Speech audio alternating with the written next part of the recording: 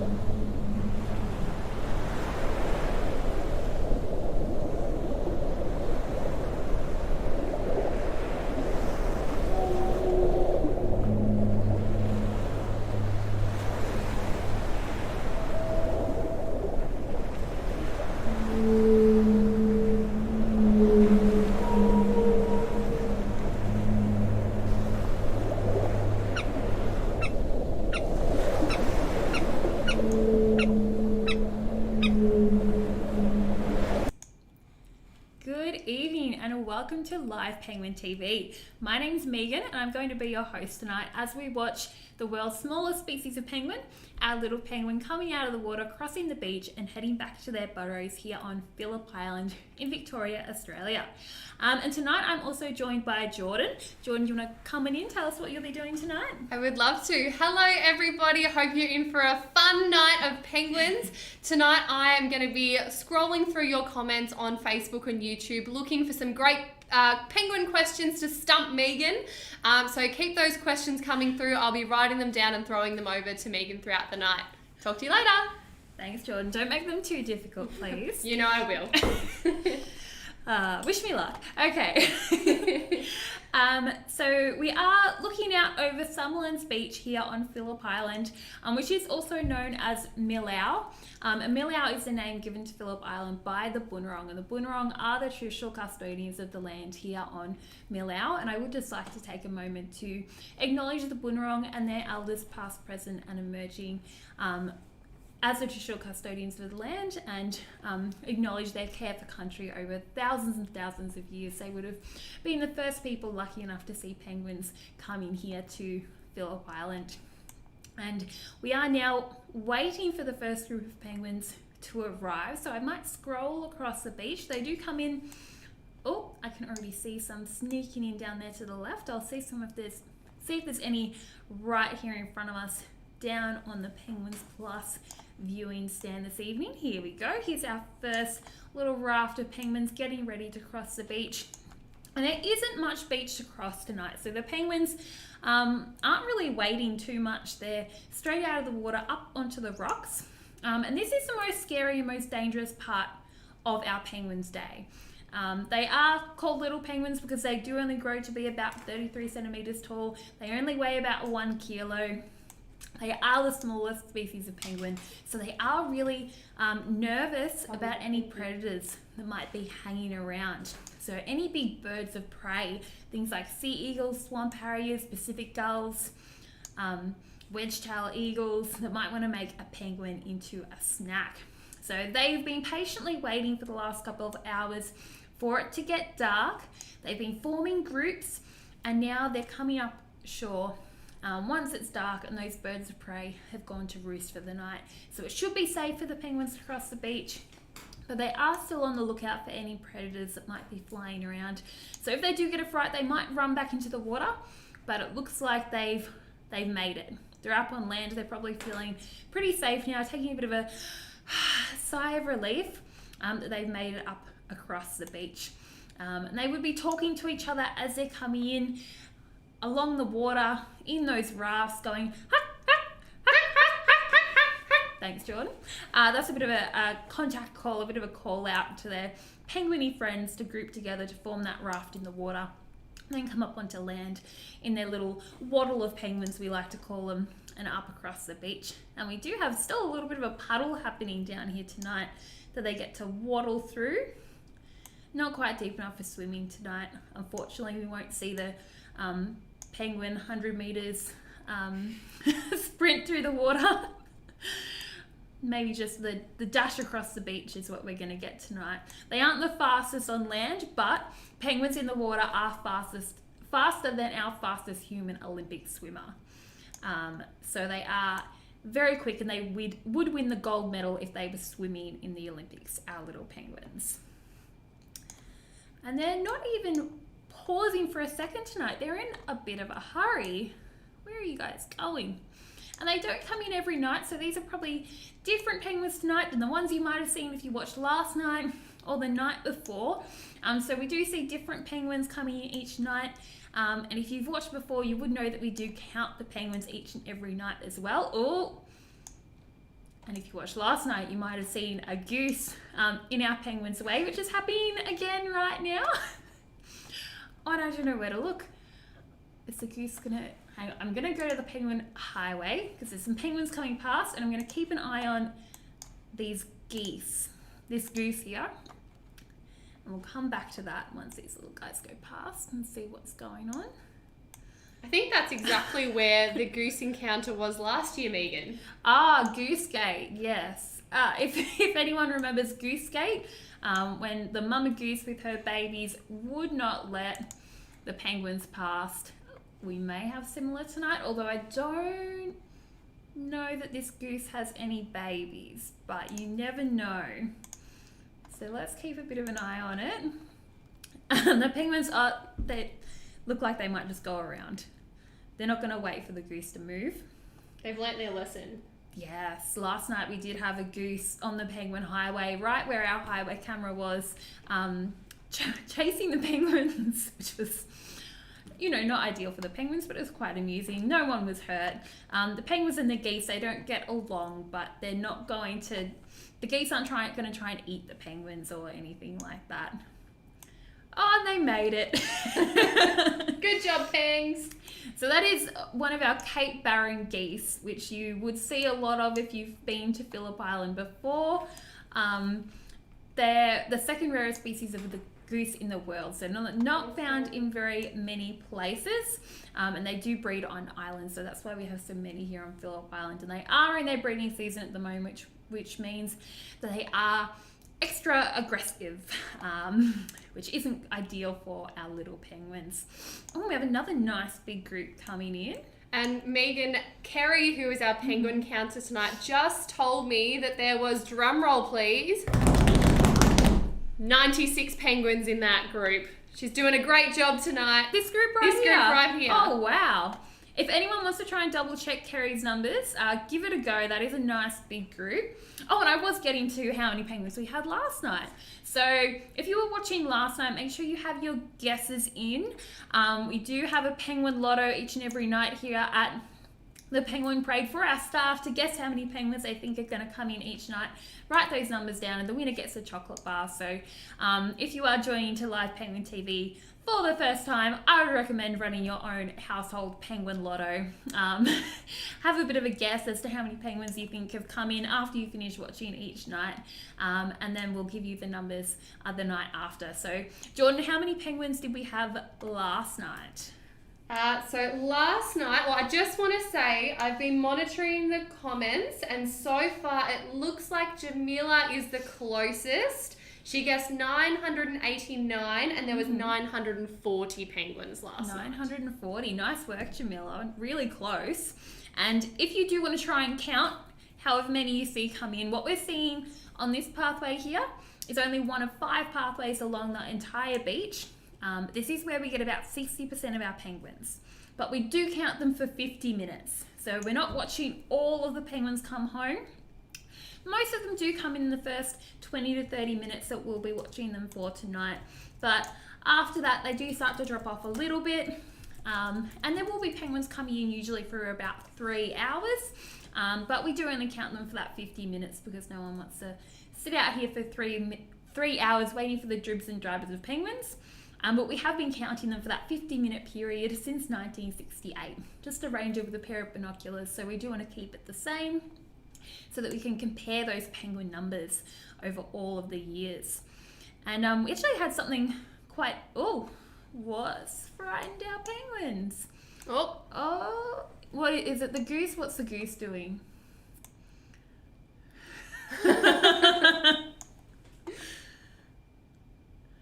The geese, I think this isn't live penguin TV, this is live goose TV. I thought the goose was doing something, but it's just munching on the grass. I don't know what the penguins are running away for. They're standing a cautious distance away from this goose. Yeah, I think the geese are getting jealous. They heard that the penguins made the news and that they were getting all this media coverage, and the geese just wanted to be involved. They're trying to take over live penguin TV, don't you reckon, Jordan? You bet. What was I saying? That's right. Our penguin numbers do change each and every night, and especially this time of year. We are in winter and it's not quite the penguin breeding season just yet. So penguins are spending days, weeks, sometimes up to a month out at sea this time of year. They're not coming in every day. They don't have to come in to sleep. They can sleep out at sea, just floating on the surface of the water, and they only need little 4-minute sleeps. Let's go over to the Penguin Highway. So they don't have to come here to sleep. Actually, young penguins, when they head out to sea for the first time, will spend their whole first year of life out at sea. So they certainly don't need to come onto land unless they are molting, which they only do around February and March each season to lose and replace all their feathers, or if they're breeding. So the penguins coming home tonight may be coming back to get ready for the coming breeding season. So we might be seeing a little bit of nest renovation, doing some digging, getting some nice nesting material, bringing it into their burrows, and it's often the males that will come back first and start doing that. Hang on, sorry, I'm going to switch back over to the Penguin Highway camera, because what have we got here? Just as I say they're not quite breeding, this penguin looks like it might be what we call a shell gritter. Let me try and follow it over on the other camera. And a shell gritter is actually a female penguin getting ready to lay eggs. So what they do just before they lay the eggs is they're staying on land. Where are you? I might just have to keep an eye out for it over on the beach. As they're getting ready to lay eggs, they're staying on land, so they don't lay those eggs accidentally in the water because they can't survive in the water. So they're staying on land, going down to the beach to eat little pieces of shell to get extra calcium to help build the shell of those eggs. So if you see a penguin walking the wrong way, it might be one of those females staying on land, walking out to the beach to eat some shells, and then heading back to their burrow, getting ready to lay those eggs. So if that is what she's doing, that's very exciting.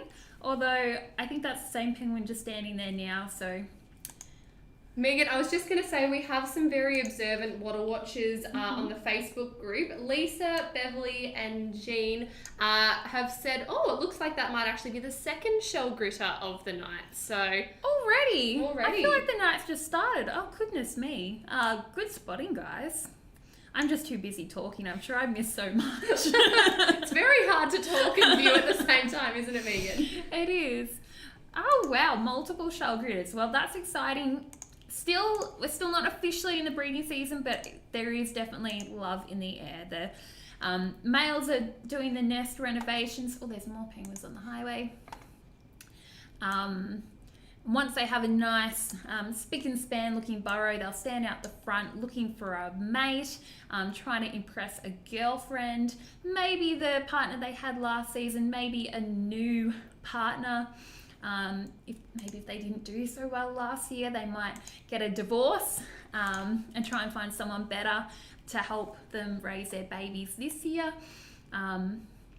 So we might be seeing a little bit of courtship. The males like to sing a bit of a song and do a dance to try and impress a female, as well as making their house look nice as well. Megan, can you give us a demo of the song and the dance? The song's kind of like... and they flap their flippers and run around the female. And if she's impressed, you might hear... and that is the sound of the male's flippers flapping against the female as he hops on top and tries to keep his balance. But Jordan, this is a family-friendly stream, so that's all I'll say about that. Very good. Megan, can I just interrupt briefly? We've had some water watchers notice that there's been a limping penguin on the highway. So can you just explain why the penguin might be limping? And the one, I did see it did look nice, fat and healthy, and what we might do with such a penguin. Yeah, so we often get penguins that have a little bit of a limp or a funny walk, especially along the highway where we have just such a high volume of penguins. And if they're fat and healthy, we will try and leave them be because they are wild animals. So we don't want to handle them unnecessarily or stop them getting back to their burrows, especially if they might have eggs or chicks that they're looking after. So we will certainly keep an eye on any penguins that are limping and see how fat they are and if they're moving okay. Sometimes if they have a funny limp, it might take them a little bit longer to get to their burrow, but as long as they can get there, they're going to survive and they're going to be fine. Often, if it's an old injury, there's nothing we can do. We actually have a penguin here that we call Stumpy, that you might have heard of. He's missing his whole foot, and he just walks up on his little leg stump. And it takes him a while, but he makes it back to his burrow. And he's still able to come back and breed and raise chicks, because what's most important for a penguin is that they can find food out at sea. Their feet aren't hugely important out at sea, so as long as they can swim really fast and catch lots of food, our penguins are going to be fine.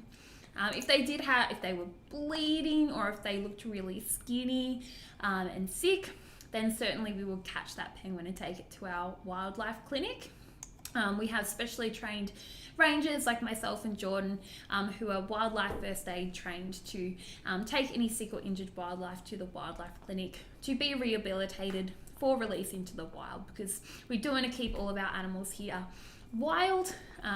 We certainly don't want to keep them in captivity, and these penguins are going to try and walk past the goose again.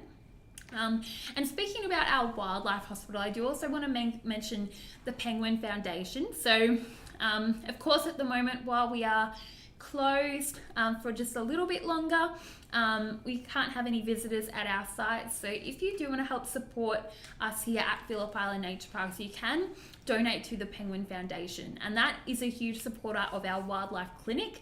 And that goes back into the work that we do to protect our nature and wildlife here on Phillip Island.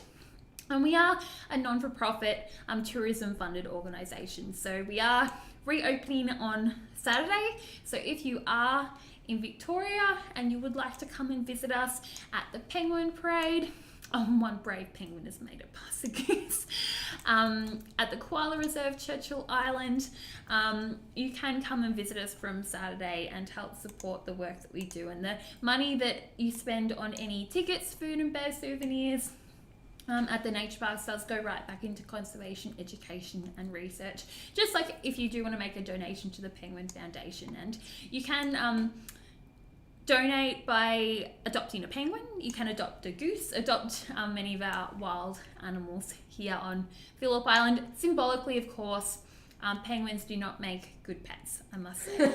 They bite really hard and they do poop on you. If you've ever heard Jordan talk about penguins, I'm sure you've heard about penguin poop. It's funny you mentioned that, Megan.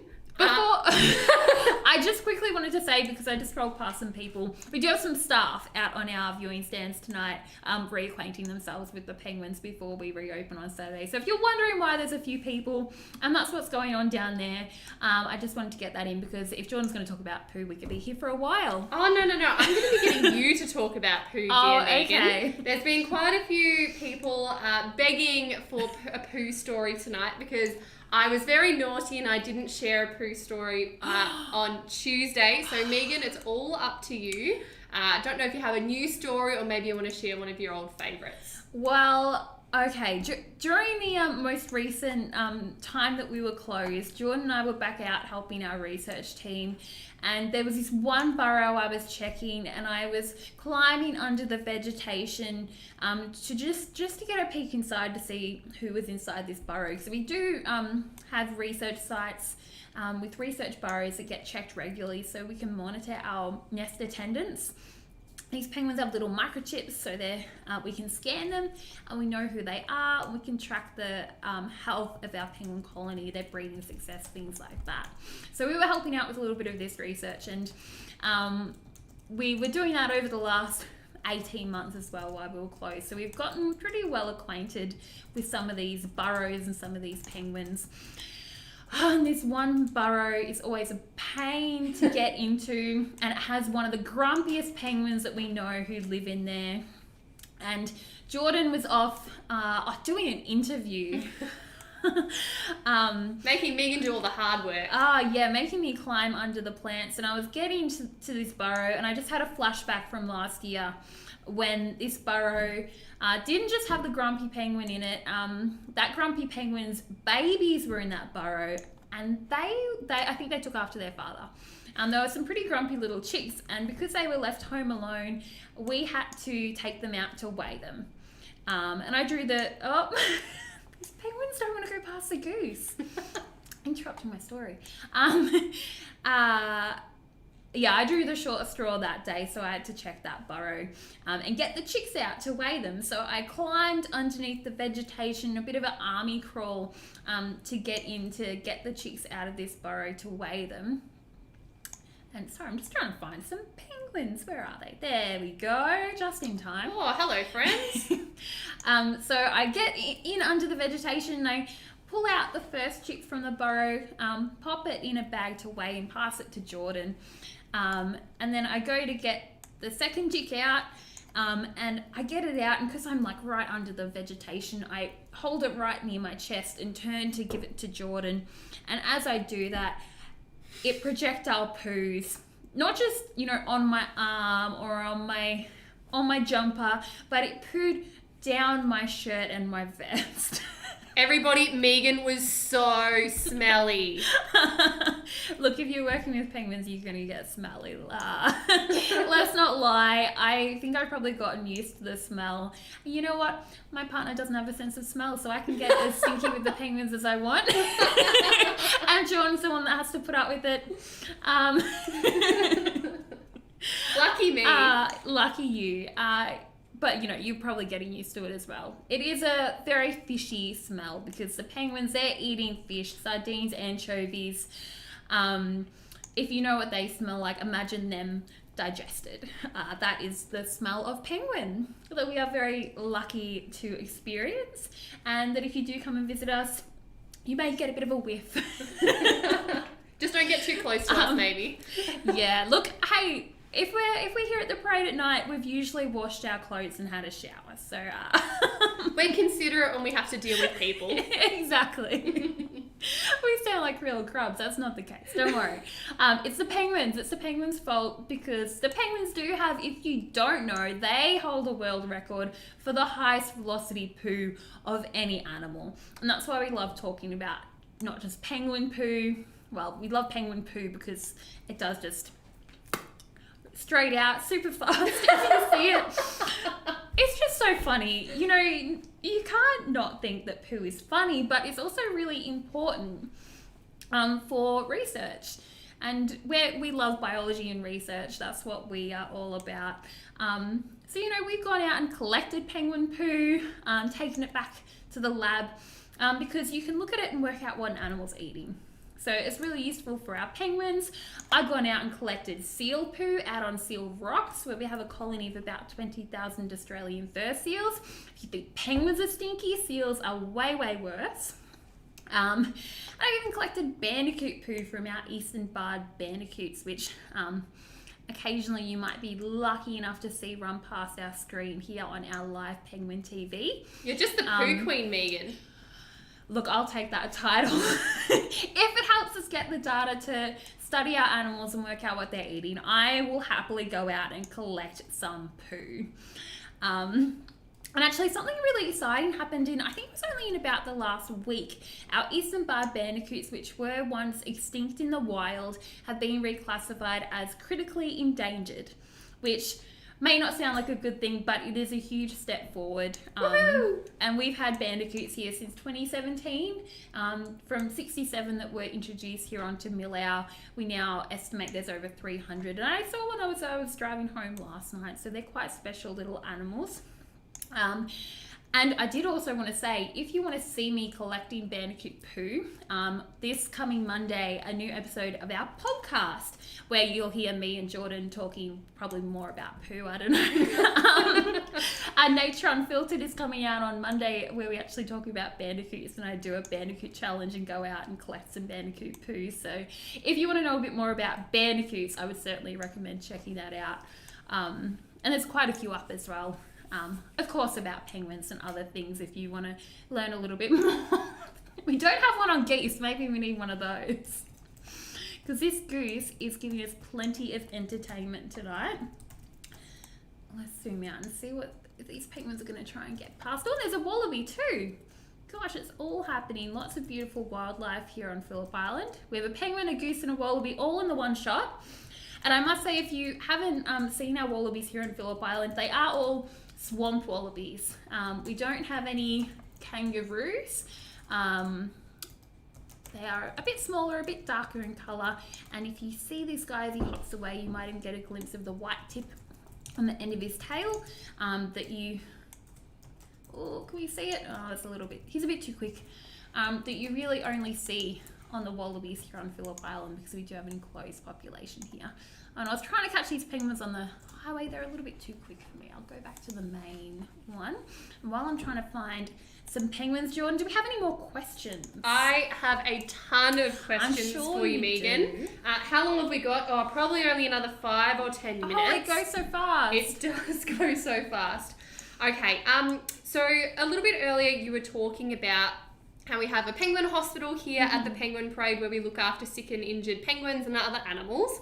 And for some of you regular viewers, you might have seen the rescue of a little penguin called Geordie last year. Beverly wanted to know if we ever found out what was around Geordie's neck. Oh, that thing around Geordie's neck. Yeah, that was... I'm sorry, can you explain why the penguin's called Geordie? Oh, well, named after Jordan, of course, because I was actually on the live stream that night, and I spotted Geordie as he came up with the entanglement around his neck. Oh, there's a bandicoot. Oh, it was so quick, but I hope someone else saw it. Sorry, I'm getting distracted. And little Geordie came up, and Jordan happened to be down on Penguins Plus, so I got Michael to radio her and let her know there was a penguin coming up with an entanglement. Could she try and catch it and remove the entanglement? And she was able to catch it, which was incredible, and she was able to remove the entanglement and release Geordie back on live Penguin TV, which was incredible that we were able to capture a capture and a release, and little Geordie was able to be on his way nice and happy and healthy, because luckily it hadn't been on there too long, so it wasn't cutting in or anything, and Geordie was fine. He was able to be released. And that thing that we took off his neck, we took it, we put it in a plastic bag, we dried it out, we looked at it under a microscope, and we couldn't figure out what it was. Some kind of plastic silicone type thing. Yeah, I'm sorry to say, I know everyone wants answers, and we've been asking this question for, I think it's been like well over 6 months probably since that happened. And we couldn't figure it out. We thought maybe it was some silicone, but then anyone we asked said, no, you wouldn't have silicone like that around a pipe. Some people thought it was silicone, some people thought it wasn't, some people thought it was natural. And we weren't able to figure out what it was. But what was fantastic was that we were able to remove it, because what we see here at the Penguin Parade is 10% of the penguins in our penguin colony. We have about 32,000 penguins here on Phillip Island. So 90% of these penguins, if they came in with an entanglement, no one would see and no one would know. So Geordie was really lucky that he came in. We were all watching him. Jordan was down there and he was able to be rescued and have that entanglement removed. But unfortunately for a lot of our wildlife, that often isn't the case. So something we can do if you want, here's some more penguins. If you want to help protect our wildlife, our marine life, like our little penguins, we can try and reduce our use of single-use plastics. So things like plastic bags, disposable coffee cups, plastic water bottles, straws. There you go, bring your reusable water bottle, reusable straw, all those things. Even things you don't think about. I've switched from plastic hair ties to biodegradable hair ties, because they are things that form a loop, a really big hazard. They can get stuck around a neck, around a foot, around a flipper or a wing, and they're the things that can be really damaging, or things that can be mistaken for food and ingested, like a plastic bag, like a little piece of hard plastic that takes on the smell of fish in the ocean that a penguin can think is food. And these are the things that pose big hazards to our wildlife. A mask as well with a strap can get tangled around wildlife. I've seen photos of that as well. So, if you're disposing of a mask, break the straps. Because even if you put something in the bin, it can blow out. It can end up in our environment. So cutting loops or straps, if you do have to use something that's disposable or plastic, trying to reduce that hazard that it poses can be really helpful for our wildlife, so that hopefully, like what happened to Geordie, doesn't happen to any of our other penguins. Hopefully, if anything does happen like that again, we'll be able to help and rescue our wildlife. But we want to try and avoid that thing happening in the first place. So that's something we can do to help protect our little penguins. It doesn't matter where you live. Every drain, every river leads out to the ocean. So if you want to pop it in the comments, maybe one thing that you want to try and switch to reusable or try and reduce your usage of, to try and reduce our use of plastics, I think that would be really great. I think when you say it and you share it, it kind of makes you a little bit more accountable and more likely to do it. I know if I say, I'm going to do it, and I tell Jordan, then if I don't do it, she's going to give me shit about it. So it's it's true. It's going to make it more likely that I'm going to do it, don't you think? Absolutely. Well, I just want to say, Megan, you have inspired Rachel Ann. She's going to have to try and chase up some biodegradable hair ties. So great messaging, Megs. Hey, fantastic. And it's those little, like, once you change to the obvious things, it's those little things that you don't really think about. So that's great to hear. What was that, Jordan? There's an owl outside. An owl just flew into our window. Oh my goodness. I'm just going to check to make sure. We have 5 minutes left. Thank you.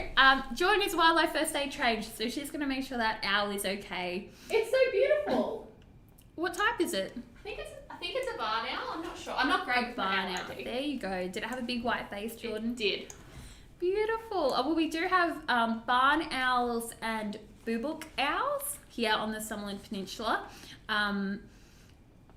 And I have seen barn owls flying around. One night I was actually driving home after the Penguin Parade and I saw something in the middle of the road that I thought was really strange. So I slowed right down, came to a stop, and it was right on the white lines in the middle of the road, and it was a tiny little boobook owl sitting there on the road. And I stopped and looked at him. He looked back and then he flew away. And I just thought that was really nice. So we do have a few species of owl here in the Summerland Peninsula. None that are big enough to take a penguin. We do have some powerful owls, but they live more in the woodland where they're probably, hopefully, not going to encounter any of our little penguin friends. So I'm glad that owl was okay. That was so random. It's so strange.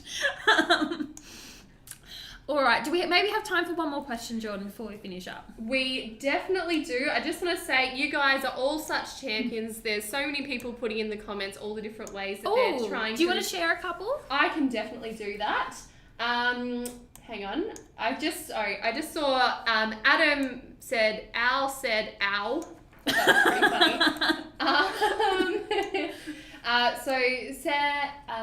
Sorry for the pronunciation of these names, everybody. Oh, no, I've lost the name. Oops.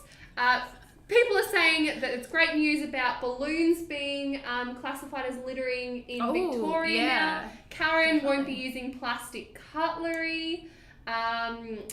What else? Reusable masks. Someone just bought some great wrap cling film made from potato peel waste. Oh, wow. That's a nice one. Lots of different things. So, I okay. love it. How about one more question? Okay, one more question while this group of penguins comes up, and then we'll finish. Sounds good. I think it's Sevda would like to know how penguins navigate when they are out at sea and on land, Megan. Ooh, great question. So penguins navigate using their eyesight and their memory. So kind of like how we do, except they don't have little penguin GPSs. So when they're out at sea and when they're getting ready to come onto land and coming up back to their burrows, they're looking for landmarks.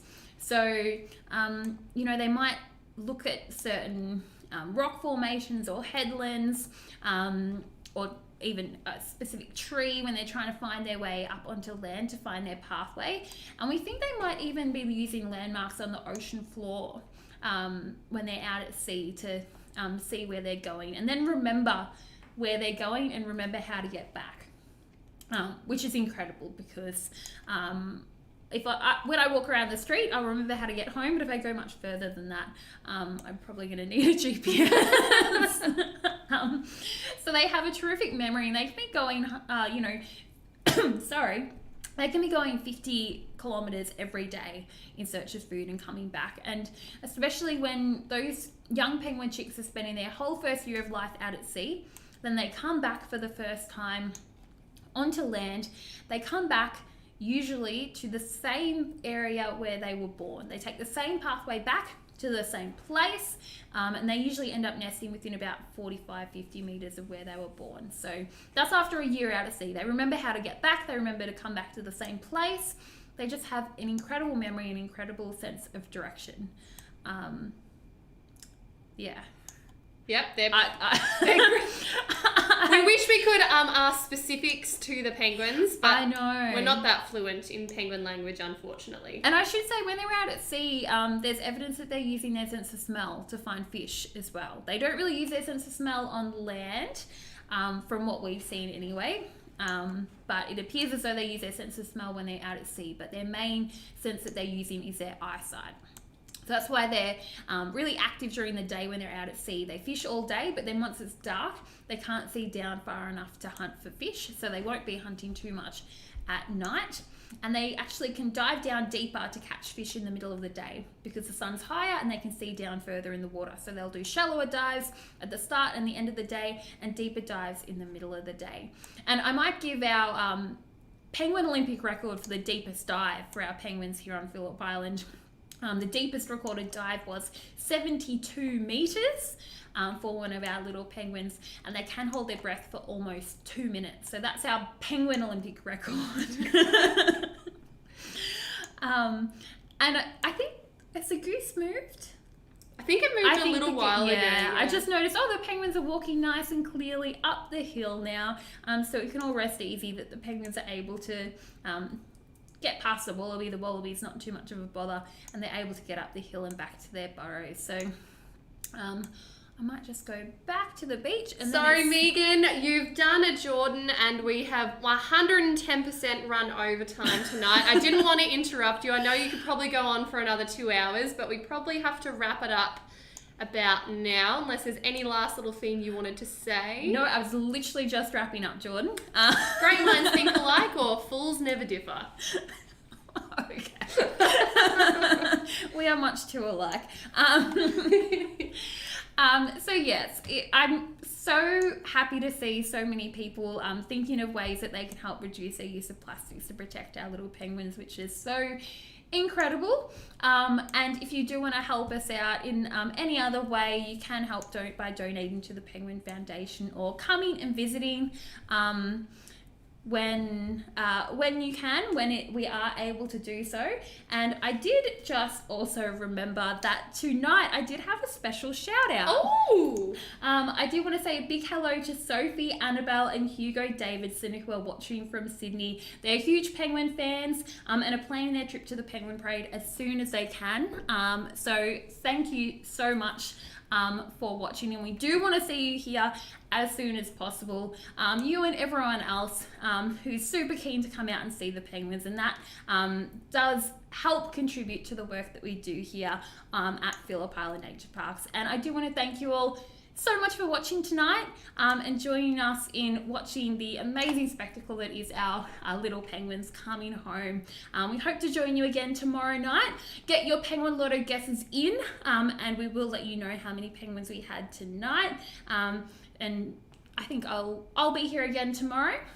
So I will see you then, and we'll finish with our signature huck off, shall we, Jordan? We've got to say goodbye in penguin language, Yes. of course, everybody. So in the comments, we would love you to say goodbye to us as well. So in the language of the penguin,